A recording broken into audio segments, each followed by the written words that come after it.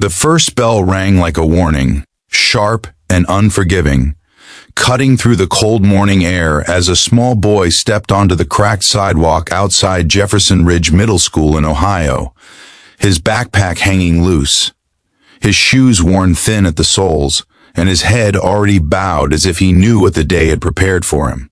By lunchtime, the whispers would grow louder, the laughter sharper, and the silence around him heavier, because everyone had already decided who he was without ever asking why.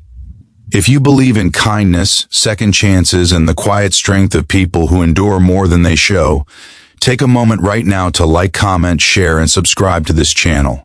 Stories like this live because of hearts like yours. Her name was Margaret Wilson, and every morning she watched her son Caleb walk away from their small rented apartment with a smile he practiced just for her. The apartment sat above a closed-down bakery, its windows fogged with years of dust and regret, but Margaret kept it spotless, as if order could make up for what money could not. She worked 2 jobs, one cleaning offices before sunrise and another stocking shelves late into the night, and still counted every dollar twice before letting it go.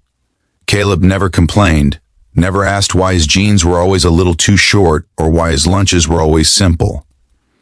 He had learned early that love sometimes arrived wrapped in exhaustion instead of gifts.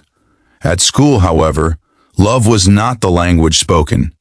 Caleb's clothes were clean but faded, his backpack patched with careful stitches Margaret had sewn while fighting sleep, and his shoes had seen too many winters. The other children noticed everything. They noticed how he avoided the cafeteria line on days when his lunch looked smaller. They noticed how he stayed quiet during group projects, how he kept his eyes on his desk when jokes turned cruel.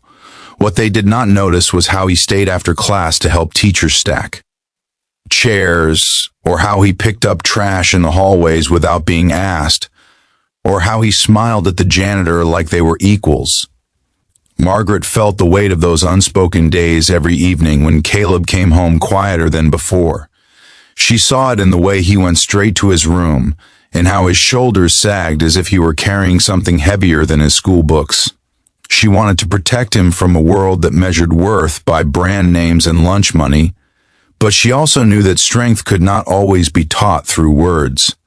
Some lessons came through survival. The school administration, busy with budgets and standardized tests, had not noticed Caleb either. To them, he was another quiet student blending into the background. Even Principal Richard Thompson, a man known for discipline and structure, saw only attendance records and grades when Caleb's name crossed his desk. There were no complaints filed, no incidents reported. Silence, after all, looks a lot like peace on paper. Then one afternoon, the balance shifted. Caleb was found sitting alone on the steps behind the gym long after dismissal, his backpack beside him, his eyes fixed on the parking lot as if waiting for something that never arrived. A teacher passing by noticed the stillness, the kind that did not belong to childhood. The concern reached the principal's office, not as an accusation, but as a question. Why was a boy always alone, and why did he seem older than his years? Principal Thompson decided to observe rather than intervene. Over the next week, he watched quietly from a distance. He noticed the way some students snickered when Caleb walked by, the way they nudged each other and glanced down at his shoes. He noticed how Caleb never reacted, never fought back, never defended himself. There was a resignation in the boy's posture that unsettled him more than any open conflict could have. The truth began to surface not through confrontation, but through paperwork. A routine review of emergency contact forms revealed something unusual. Caleb's father was not listed. Instead, there was a note in the margins, written small and careful, explaining that his father was hospitalized long-term in a veterans care facility 3 hours away.